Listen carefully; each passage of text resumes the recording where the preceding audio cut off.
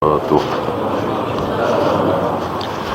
الحمد لله نحمده ونستعينه ونستغفره ونعوذ بالله من شرور أنفسنا ومن سيئات أعمالنا من يهده الله فلا مضل له ومن يضلل فلا هادي له أشهد أن لا إله إلا الله وحده لا شريك له وأشهد أن محمدا عبده ورسوله وبعد.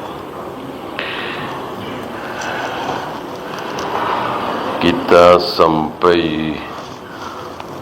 para nabi, para rasul pasti benar dan dibenarkan. Yang membenarkan adalah Zat yang Maha Benar. Maka ketika jutaan manusia di muka bumi nggak ada yang percaya sama si Rasul ini, nggak masalah.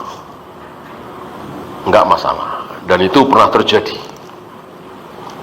Seorang nabi, seorang rasul yang benar dan dibenarkan, utusan Allah, pilihan Allah, manusia termulia di zamannya waktu itu, nggak ada yang percaya satupun. Wa ra'aitun nabiyya wa laisa ma'ahu ahad. Aku tahu ada seorang nabi, hanya beliau tidak sebut namanya. Aku tahu bahwa ada seorang nabi yang tidak punya pengikut satupun. Apakah nabi ini menjadi bermasalah? Tidak. Kecil. Kenapa? Karena Zat yang Maha Benar membenarkan dia. Maka istilahnya persetan dengan manusia. Nggak ada yang percaya, dicaci, dimaki, dihujat, biarin. Allah yang Maha Benar membenarkan dia. Ya. Pernah terjadi di muka bumi. Entah ada berapa, mungkin satu. Kan 124.000 kan jumlah mereka. Mungkin ada satu atau dua atau entah berapa yang tidak punya pengikut sama sekali. Luar biasa. Dan bukan setahun dua tahun berdakwahnya, bertahun-tahun, mungkin ratusan tahun. Kan umur waktu itu panjang-panjang. Umur Nabi Nuh berapa, masih ingat? 1000 tahun. 1000 tahun. Ketika beliau jadi nabi, jadi rasul 40 tahun atau 50 tahun, berarti berdakwah selama 950 tahun. Ini Nabi Nuh alaihi salatu wassalam. Sampai ada kisah menarik,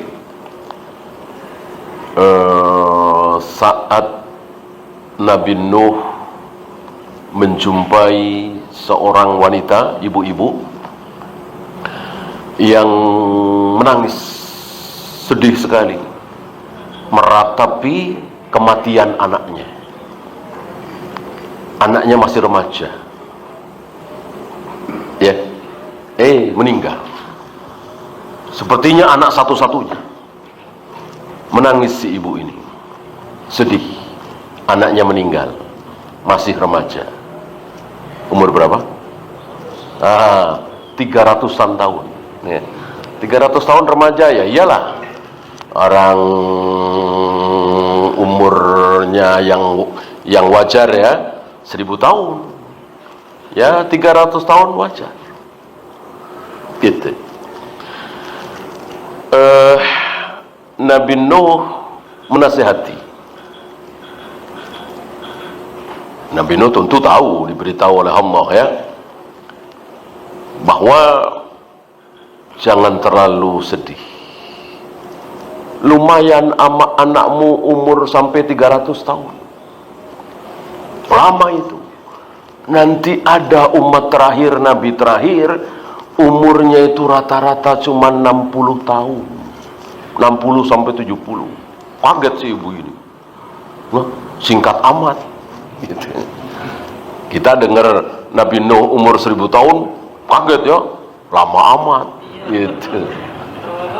Pernah dulu ada seseorang yang membantah saya ya, ketika saya sampaikan hadis ini. Oh, nggak masuk akal. Itu maksud di situ tuh bukan umurnya, usianya, Ustaz, tapi itu umur risalahnya. Biasa orang-orang kena subhat Mu'tazilah kan seperti itu. Tidak memahami bahasa Arab sebagaimana pemahaman Rasul dan para sahabat apa adanya. Nih. Nah, maka si ibu ini dikasih tahu oleh Nabi Nuh bahwa nanti di akhir zaman umur manusia cuma 60 sampai 70 tahun, itu mayoritasnya ya. Bahkan banyak yang belum sampai 60, bahkan masih kepala 4, kepala 3, ya banyak lah. Si ibu ini kaget. Oh, ada manusia rata-rata umurnya cuma 60 sampai 70 tahun. Lalu si ibu ini berkomentar, kalau begitu ya Rasul, ya Nabi Nuh, barangkali manusia-manusia akhir zaman nanti tidak akan mengejar dunia. Kalau istilah kita, nggak akan mengejar karir, nggak akan mengejar jabatan, nggak akan terlalu sibuk bisnis segala macam. Yang ngapain? Umurnya cuma segitu. Ya, tentu nanti umat akhir zaman itu akan menyibukkan diri dengan ibadah, zikir, istighfar, sholat. Ya umurnya cuma segitu. Ya, kata si ibu ini menyangka. Kata Nabi Nuh, kalau istilah kita, boro-boro, ya kan? Boro-boro. Ya itulah manusia bodoh. Emang umumnya manusia doluman, jahula, betul-betul bodoh. Ya kita semua ini bodoh. Udah tahu umurnya cuma segitu. Udah tahu kita tidak berani mengatakan saya akan hidup di sini di muka bumi ini 100 tahun lagi, 200 tahun lagi, nggak ada. Mungkin 50 tahun lagi juga nggak ada. Di antara kita sudah ada yang 50, 60 ya. Tapi terus mengejar dunia, melupakan akhirat. Kalau nggak melupakan akhirat, ya mending, bagus ya. Artinya mengejar dunia, mencari uang untuk bangun masjid, bangun pesantren, haji, umroh dan seterusnya, tentu itu baik. Ini tidak. Betul-betul untuk dunia. Betul-betul untuk menumpuk-numpuk harta. Ya, sebagaimana orang-orang kafir itu.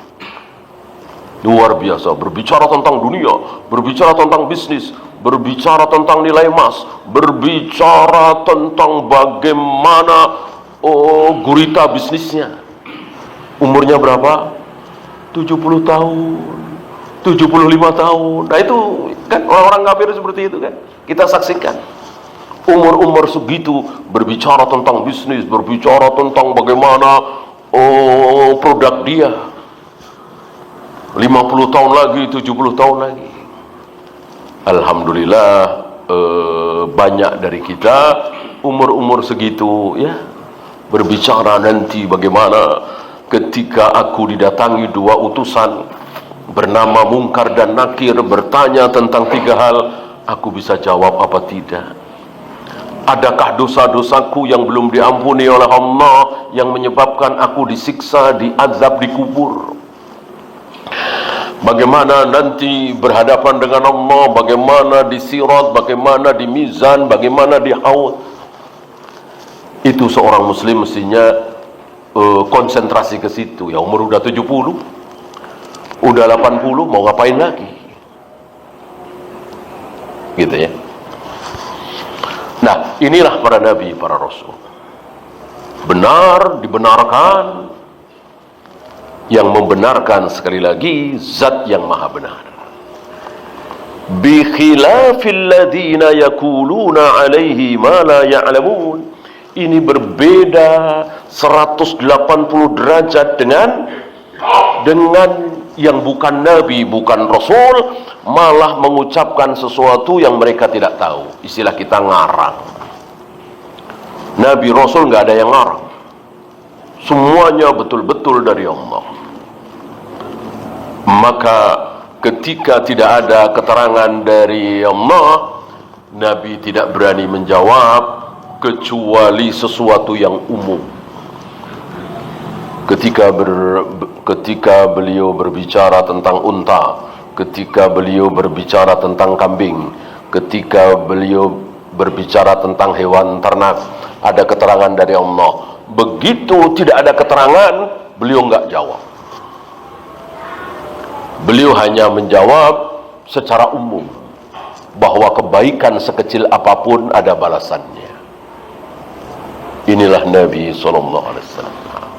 Nah, ini ada kelompok manusia, kaum muslimin, yang yakuluna alaihi ma la ya'lamun. Berbicara tentang Allah, ngarang sengarang-ngarangnya. Tidak ada dalilnya, tidak ada wahyunya, tidak ada keterangan dari Allah dan Rasulnya. Apa misalnya? Sifat Allah ada 20, ini ngarang sengarang-ngarangnya. Tidak ada satupun ayat, satupun hadis yang menyatakan bahwa sifat Allah ada 20.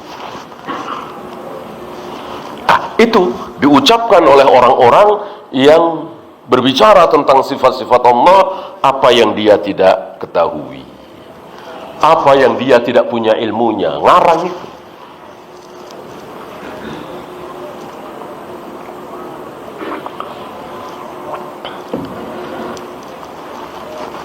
Fahaulai kadzibuna au dalluna. Mereka itulah pendusta, sesat. Kalau Nabi kan, para Nabi, para Rasul kan benar, dibenarkan oleh Allah. Ini sebaliknya, kadzibun, dallun, para pendusta, orang-orang sesat. Li'annahum qalu ma la ya'lamun. Karena mereka berani mengucapkan apa yang mereka tidak tahu ilmunya. Ngarang tadi. Allah turun ke langit dunia, yang turun itu rahmatnya. Ini ngarang sengarang-ngarangnya. Allah bersemayam di atas ars, maksudnya Allah menguasai ars. Ini pun ngarang sengarang-ngarangnya. Allah tertawa, maksudnya Allah ridho. Ini pun ngarang. Ya, dan seterusnya dan seterusnya. Wa ka'annal mu'allifa yushiru ila ahli tahrif. Seolah beliau tidak berani memastikan, ya. Beginilah para ulama. Kalau memang belum pasti, ya tidak memastikan, maka memakai lafaz ka'anna. Seolah, sepertinya. Sepertinya sang mu'allif. Mu'allif siapa? Syekhul Islam. Kalau yang bicara ini beliau Syekh Utsaimin. Syekh Utsaimin mengatakan seolah Syekhul Islam menunjuk ahlu tahrif. Tahrif masih ingat, ya? Ada ta'til, ada tafwid, ada tamtsil, ada takwil. Ini tahrif. Apa tahrif? Ya, merubah-rubah. Siapa yang pertama kali mentahrif? Yahudi, yang terkenal dengan tahrifnya. Dan Al-Quran menjadi saksi bahwa orang-orang Yahudi itu mentahrif. Yuharrifunal kalima amma wadihi. Orang-orang Yahudi itu mentahrif ayat-ayat Allah, dirubah-rubah. Nah, mereka ini, Mu'tazilah ini, Qadariyah ini, dan juga Asy'ariyah, Maturidiyah, itu mentahrif. Tangan menjadi kekuasaan, Allah turun menjadi yang turun rahmatnya. Allah tertawa, ditahrif, dirubah menjadi Allah ridho. Gitu. Li'anna ahlat tahrifi qalu ala Allah ma la ya'lamun. Karena ahlu tahrif itu berbicara tentang Allah apa yang mereka tidak tahu ilmunya. Betul-betul mereka tidak tahu ilmu. Artinya tanpa dalil. Ngarang, pendapat, logika, menurut saya, menurut hemat saya, kira-kira begitu. Dan jelas itu bukan ilmu.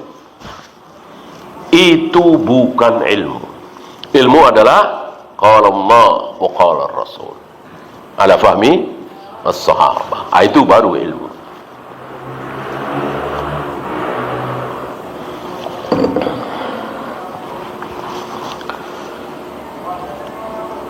Nah, mereka ini berbicara tentang Allah tanpa ilmu dalam dua wajah, dalam dua macam. Mereka mengatakan innahu lam yurid kada wa arada kada. Allah tidak menginginkan itu. Yang Allah inginkan ini. Itu keluar dari mulutnya. Bukan dari Nabi, bukan dari para sahabat. Itu.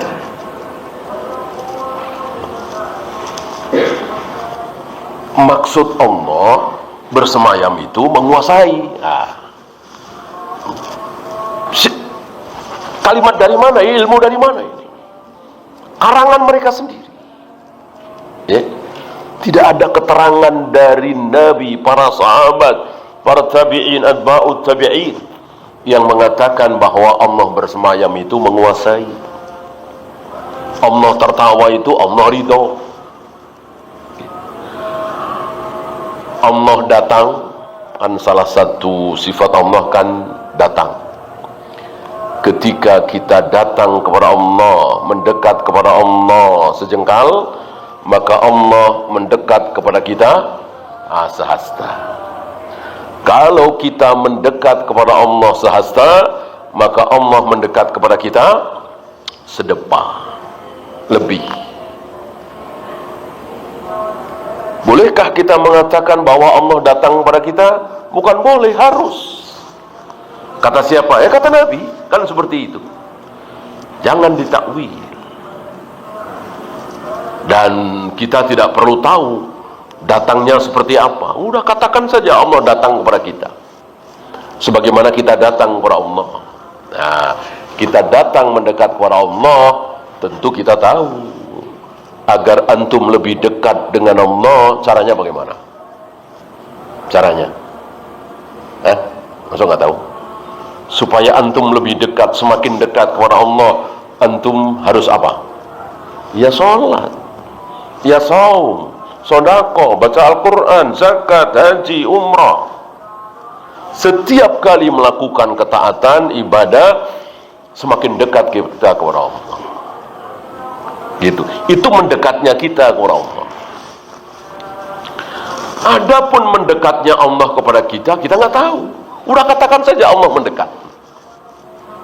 Mudah, sederhana, gamblang, ringan.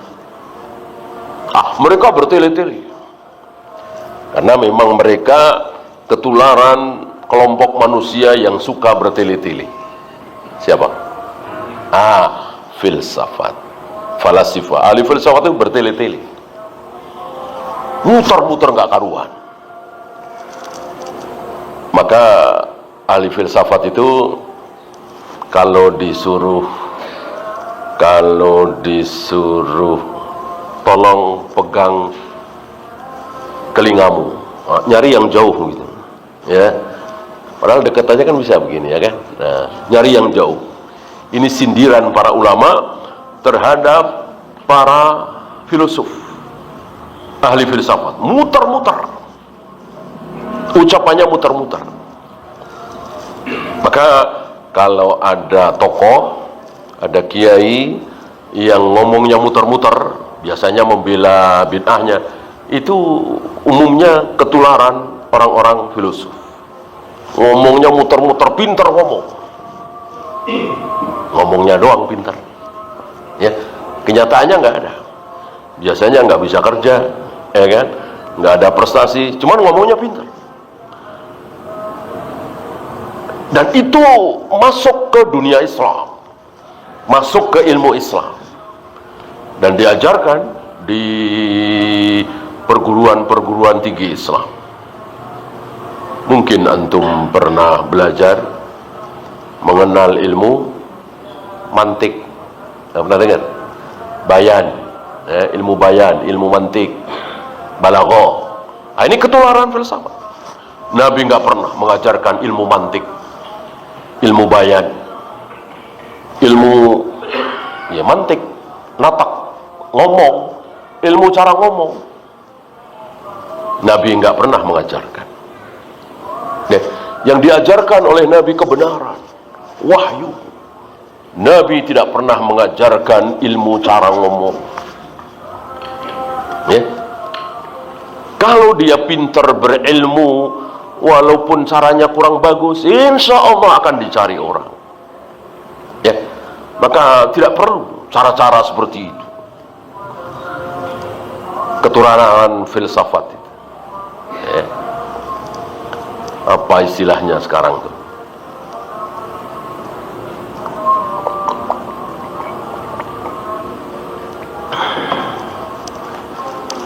Ada ilmu ini, ilmu itu, tidak perlu. Cukup ilmu wahyu. Ini hak, ini batil, ini sunnah, ini bid'ah, ini syirik, ini tauhid. Cukup manhaj. Enggak perlu ilmu seni ngomong, seni pidato misalnya, supaya menarik. Enggak perlu. Yang penting isinya.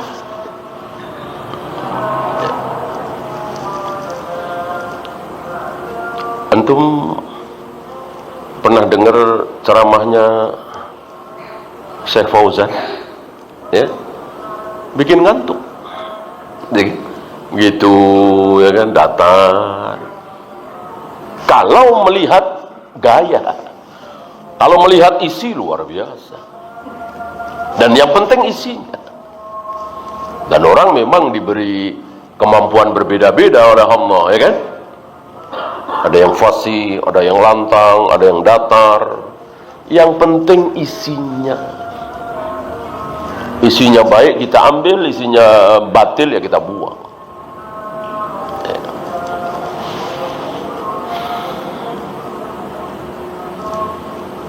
Nah, apa dua hal tadi? Salab dan ijab. Kalau istilah kita, meniadakan dan menetapkan. Bisa juga nafi dan isbat. Tapi istilah nafi dan isbat ini istilah hak, ya. Sedangkan ini dua-duanya batil.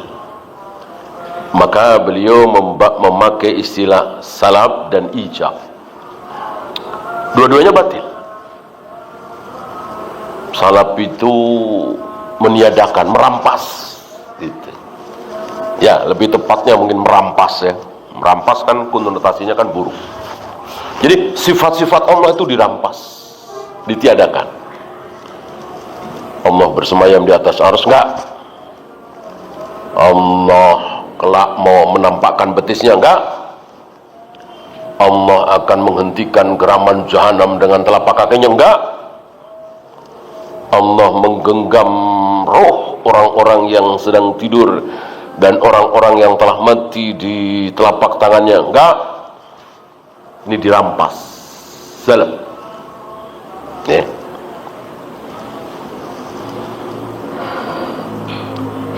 Yang kedua ijab, menetapkan tetapi dengan cara yang salah.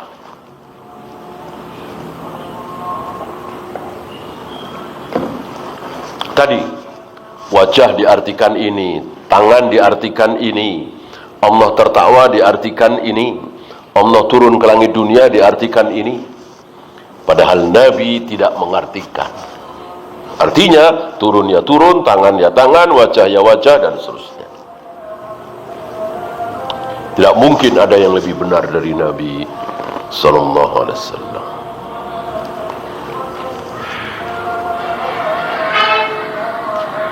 Masalah, contoh, mereka mengatakan lam yurid bil bil wajhi al-wajh al-haqiqiyyah. Wajah Allah yang dimaksud, Allah tidak menghendaki bahwa itu betul-betul wajah secara hakiki. Ya. Fahuna qalu 'ala Allah ma la ya'lamun. Di sini mereka berbicara tentang Allah apa yang mereka tidak tahu ilmunya, bisalam. Dengan cara salab tadi, merampas. Orang jelas-jelas wajah Allah, dia bilang bukan wajah secara hakiki.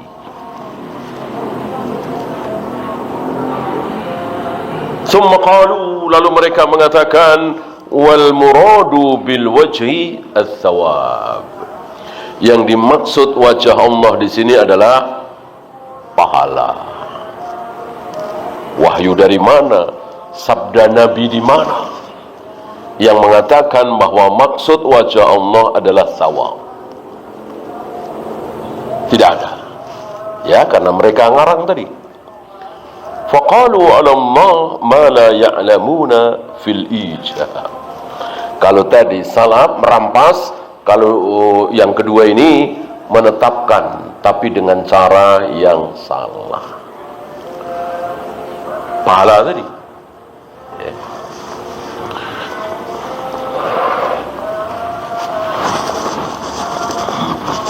Bahkan sampai kepada firman Allah. Bahkan sampai kepada firman Allah. Firman Allah, Allah berfirman, Allah berkata, Allah berbicara. Mereka rampas ini. Enggak. Kalau Allah berbicara, kedengaran suaranya, ada bisautin wa harfin, mereka nggak mau terima. Mereka tidak mau terima kalau Allah itu kok ada suaranya. Gitu. Akal mereka tidak terima. Padahal Allah betul-betul berbicara, ada suaranya, bisautin wa harfin, pernah didengar oleh Nabi Musa, pernah didengar oleh Nabi Adam, pernah didengar oleh Nabi Muhammad sallallahu alaihi wasallam. Kalau Jibril jelas. Jibril ya hampir setiap hari mendengar suara Allah. Waktu itu ya. Ya bahkan sampai hari ini. Apakah hari ini Allah masih berfirman? Masih. Masih. Karena firman Allah ada dua. Firman Allah ada dua. Apa? Iya, yang diwahyukan dan yang tidak diwahyukan. Firman Allah yang diwahyukan jelas. Ada Taurat, ada Zabur, ada Injil, ada Suhuf, ada Al-Quran, dan selesai. Allah tidak berfirman lagi, tidak menurunkan wahyu lagi ketika Rasulullah sudah wafat. Ketika Rasulullah masih hidup atau Rasulullah belum lahir, nabi-nabi sebelumnya, Allah berfirman sebagai wahyu. Allah berfirman dan diwahyukan kepada Nabi Ibrahim, kepada Nabi Musa, kepada Nabi Isa, berupa Injil, berupa Taurat, berupa Zabur, berupa Suhuf, dan berupa yang lainnya yang kita tidak tahu namanya apa. Yang jelas seluruh nabi, seluruh rasul pasti mendapat wahyu. Berbicara Allah. Nah, ketika Rasulullah sudah wafat, Allah sudah tidak bicara lagi secara wahyu, tapi berbicara secara tidak wahyu, bukan ajaran. Sampai hari ini didengar oleh Jibril. Ya, apa antum lupa hadis tentang innallaha idza ahabba rajulan, ketika Allah mencintai seseorang, maka Allah apa? Memanggil Jibril. Tentu ada kalimat di sini. Wahai Jibril, aku mencintai si fulan. Berarti ada suara Allah, ada perkataan Allah. ada pembicaraan Allah didengar oleh Jibril. Kapan? Bisa sekarang, bisa tadi malam, bisa besok, bisa kapanpun. Ketika Allah mencintai seseorang di muka bumi, dan di menit yang sama, di detik yang sama, Allah mencintai 100 hamba, 1000 hamba, dan memanggil Jibril seperti tadi, mudah.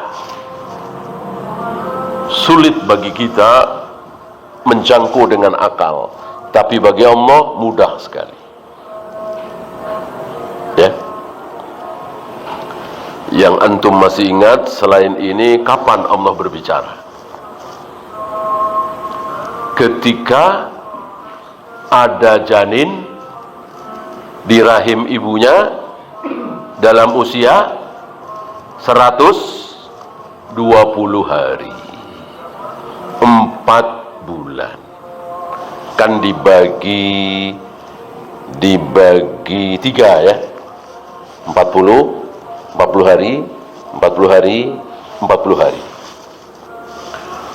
40 hari pertama darah, 40 hari kedua daging, 40 hari ketiga ada tulang belulangnya, tulang terbungkus daging. Ini calon manusia. Di usia 120 hari, 4 bulan, Allah berbicara. Siapa yang dengar? Siapa yang dengar? Iya, malaikat penjaga rahim. Ya, malaikat penjaga rahim.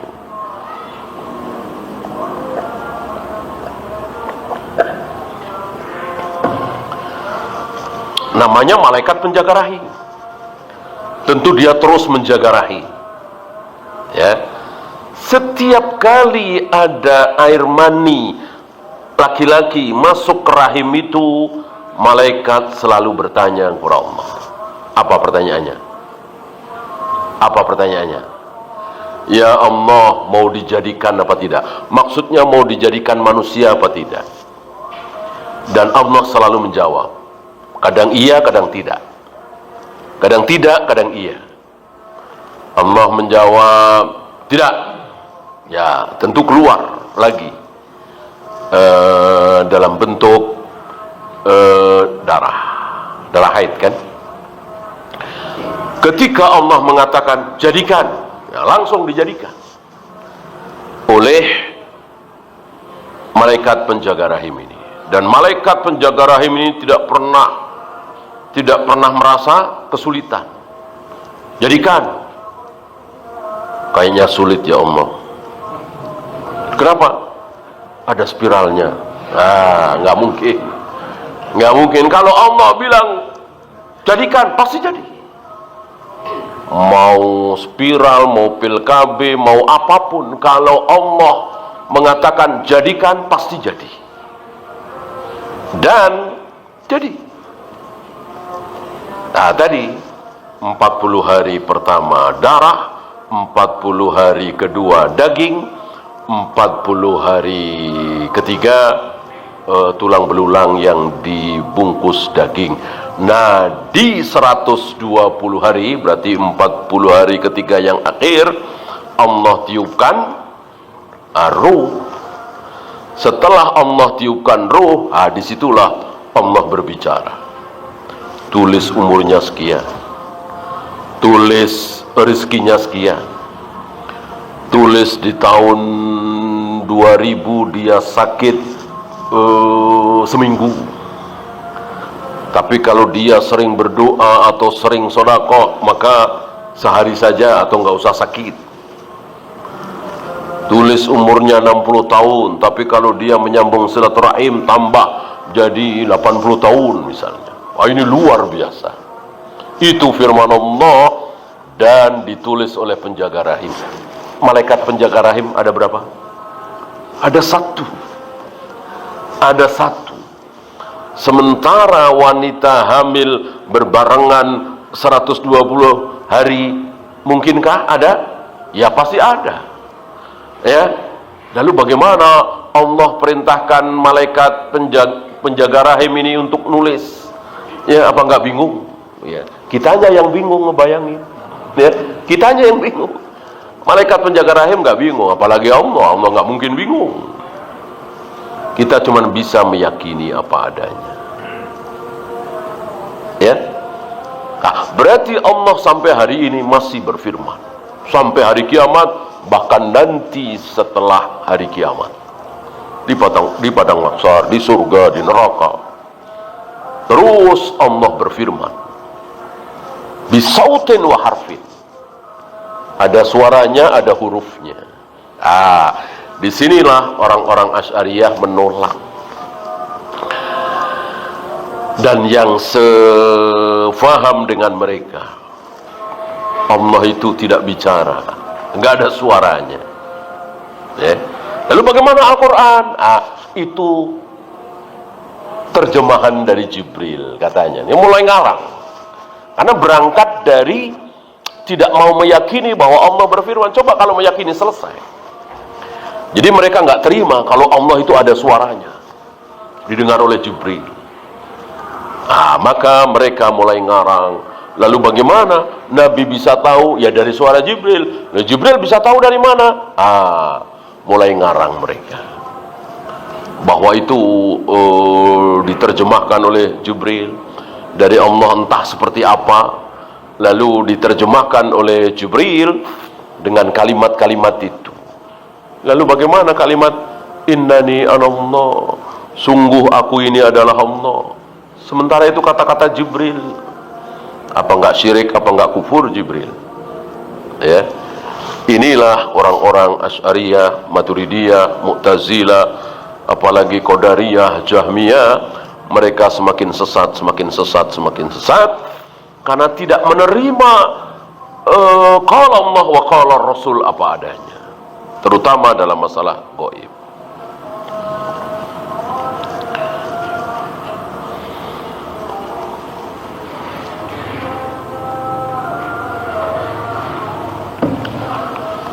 La yakununa sadiqina wala masduqina wala musaddaqin. Ini dia. Mereka ini tidak benar, tidak dibenarkan, tidak pernah ada yang membenarkan. Jadi salah, dusta. Kebalikan dari para nabi, para rasul. Benar, dibenarkan, selalu dibenarkan, dipercaya, baik itu secara syar'i atau secara kauni. Terutama Nabi Muhammad SAW, dakwahnya sampai, keinginan beliau, ucapan beliau menjadi kenyataan setelah beliau wafat. Orang-orang Taif misalnya, ketika Jibril menawarkan bahwa Allah tundukkan malaikat penjaga gunung ini kepada engkau.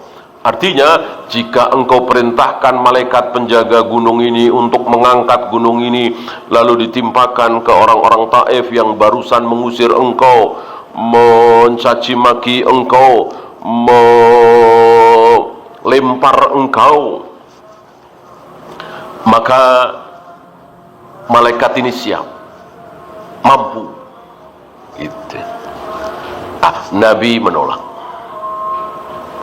Nabi menolak dengan mengatakan, aku berharap dari sulbi mereka. Artinya mereka sekarang menolak dakwahku, tidak mau masuk Islam, nggak apa-apa. Nanti anaknya, cucunya, cicitnya akan masuk Islam. Apakah keinginan Nabi ini terlaksana? Terlaksana, karena beliau memang selalu dibenarkan. Sampai hari ini nggak ada satupun orang kafir di Taif, ya, warga Taif gitu ya, bukan pendatang, kok kafir, nggak ada. Dari bahkan sebelum Nabi wafat, ya, mereka sudah banyak berbondong-bondong masuk Islam. Apalagi setelah Nabi wafat, istilah kita 100% Muslim beriman. Inilah Nabi dibenarkan. Adapun mereka ini enggak dibenarkan. apalagi Rafidhah, lamunan Rafidhah, hayalan Rafidhah, bahwa Nabi katanya berpesan yang akan menggantikan aku sebagai khalifah pertama adalah Ali bin Abi Thalib. Ini kan menghina Nabi secara tidak langsung atau mungkin secara langsung. Ini menghina Nabi, mencemooh Nabi. Berarti ucapan Nabi tidak benar. Seandainya betul beliau menginginkan, berharap, mengatakan bahwa yang paling pantas menjadi khalifah sepeninggalku adalah Ali bin Abi Thalib, ternyata Abu Bakar, habis itu Umar, habis itu Utsman, Ali yang keempat.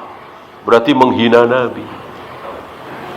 Berarti beliau bukan benar dan bukan dibenarkan.